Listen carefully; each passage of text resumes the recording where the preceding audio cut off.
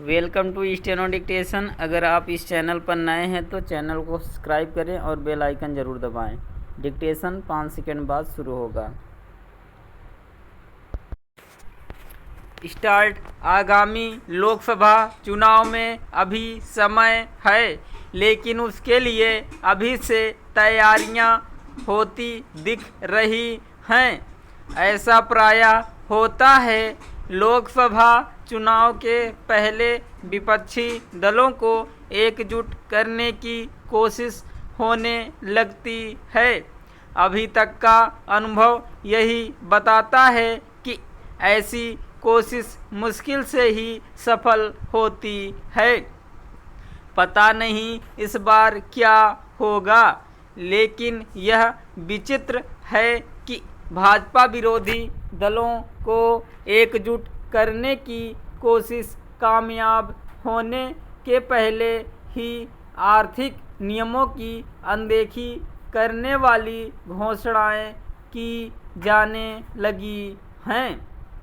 कुछ दिनों पहले भाजपा विरोधी दलों को एक करने की मुहिम में जुटे एक नेता की ओर से यह कहा गया कि यदि 2024 में विपक्ष की सरकार बनी तो देश भर के किसानों को मुफ्त बिजली पानी दिया जाएगा।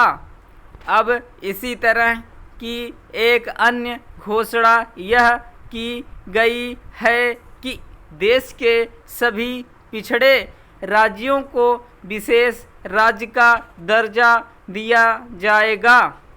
प्रश्न यह है कि क्या देश की आर्थिक स्थिति सभी किसानों को मुफ्त बिजली पानी देने अथवा समस्त पिछड़े राज्यों को विशेष राज्य का दर्जा प्रदान करने की अनुमति देती है? क्या पिछड़े राज्यों को विशेष राज्य का दर्जा देना उन राज्यों की अनदेखी करना नहीं होगा जिन्होंने विकास के मामले में बेहतर काम करके दिखाया है?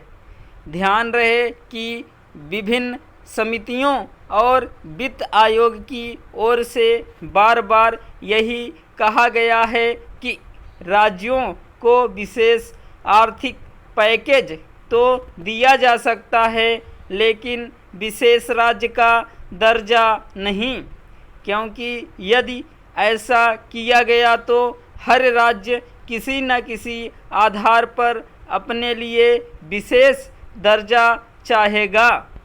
अतीत में जिन राज्यों को विशेष राज्य का दर्जा दिया गया वे मुख्यतः दुर्गम इलाकों और कम जनसंख्या वाले पर्वतीय राज्य हैं।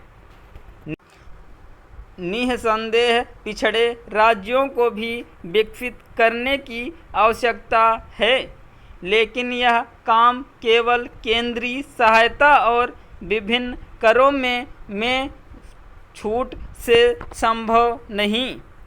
इसके लिए ऐसे राज्यों को अपने यहाँ ऐसा माहौल बनाना होगा जिससे वहाँ उद्योग धंधे पनप सकें और निवेशक आकर्षित हो सकें। यह काम तभी होगा जब वित्तीय अनुशासन का परिचय देने के साथ उद्योग व्यापार को बढ़ावा देने वाली नीतियों पर चला जाएगा। ऐसा इसलिए किया जाना चाहिए क्योंकि इससे ही रोजगार के अवसर पैदा होंगे। यह ठीक नहीं कि जहां कुछ राज्य उद्योग व्यापार के मामले में प्रतिस्पर्धा करने में लगे हुए हैं, वहीं कुछ अपनी आर्थिक स्थिति की अनदेखी कर रेवड़ी संस्कृति का सहारा ले रहे हैं। इनमें वे राज्य भी हैं जिनकी आर्थिक स्थिति बेहद खराब है। क्या ये राज्य इससे परिचित नहीं कि इसी संस्कृति के कारण श्रीलंका की दुर्गति हुई? क्योंकि राजनीतिक अथवा चुनावी लाभ के लिए आर्थिक नियमों की अनदेखी करना जनता के हितों को बलि लेना है, इसलिए उसे भी चेतना होगा। स्टॉप।